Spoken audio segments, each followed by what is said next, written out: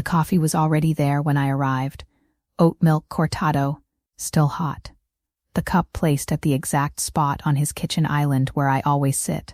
He was in the other room on a call. And he smiled at me through the glass wall of his office and held up one finger, just a minute. And I sat down with my coffee and thought, this is what it feels like to be known. I was 31. I worked in project management at an architecture firm in a city I'd moved to 4 years before for a job and stayed in because leaving felt like admitting defeat.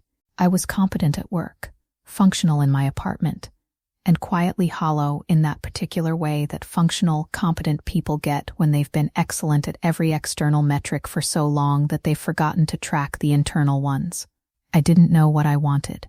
I knew what I was supposed to want. I had been performing the version of my life that would photograph well for 6 years, and I had gotten very good at it. David was 43. He worked in private equity, which I barely understood, and he moved through the world with the particular ease of someone who has never had to justify themselves to anyone who mattered.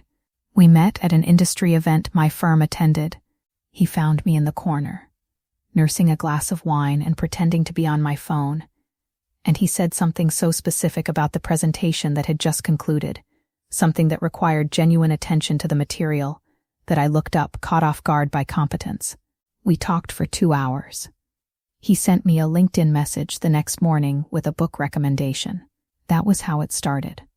Not with a compliment, with evidence that he had been listening.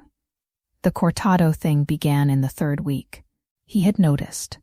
He told me later, much later, when he was explaining himself in the way that people explain themselves when they are caught doing something they've decided to call a personality trait rather than a strategy. He had noticed that I always ordered the same thing when we got coffee together. He began having it ready. Not always. That was the part I didn't understand at the time. If it had been every time, it would have felt prescribed. It was maybe every 3rd or 4th time.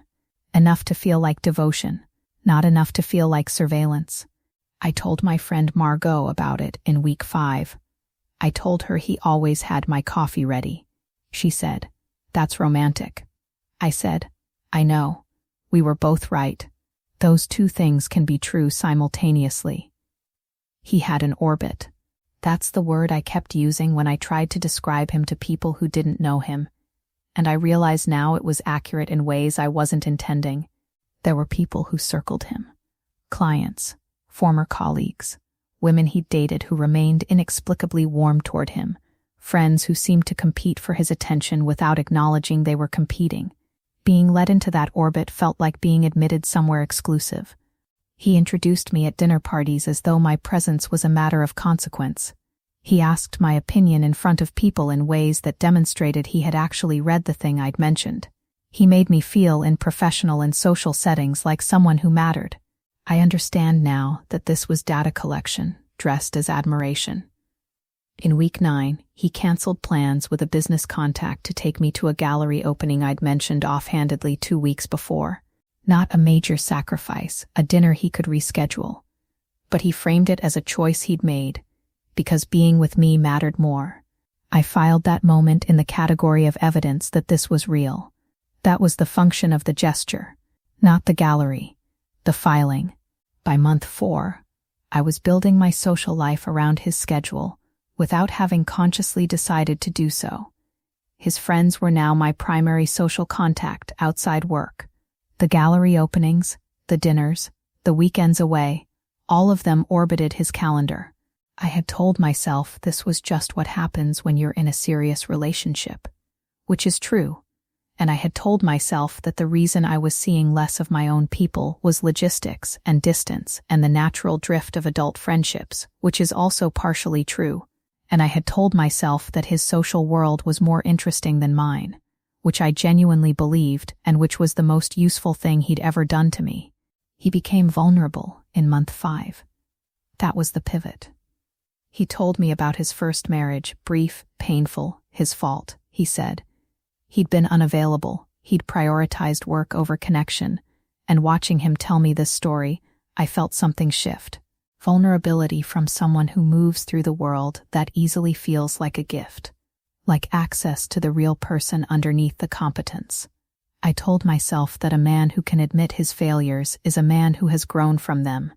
This is a reasonable thing to believe. It is also one of the primary tools. I canceled Christmas. I had a flight home booked for the 23rd. Tickets purchased in September. My parents expected me. My younger brother, who I barely saw, expected me. David told me on the 20th that he was struggling. He used that word, struggling, with something he'd received news about that week. Nothing he could fully explain yet.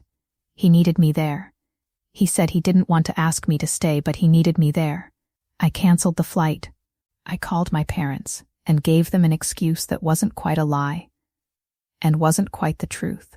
I stayed with him for Christmas in his apartment, where he was fine within 36 hours, recovered from whatever had been struggling him, and we had a quiet, pleasant holiday during which he cooked well and we walked in the cold, and I told myself this was intimacy. This is what it looks like when you choose someone, I told myself. This is what it feels like to be in a real relationship. My mother called me after the new year and asked, very carefully, whether I was all right. Not whether I was happy, whether I was all right. Those are different questions. And my mother knew enough to ask the right one. I told her I was wonderful.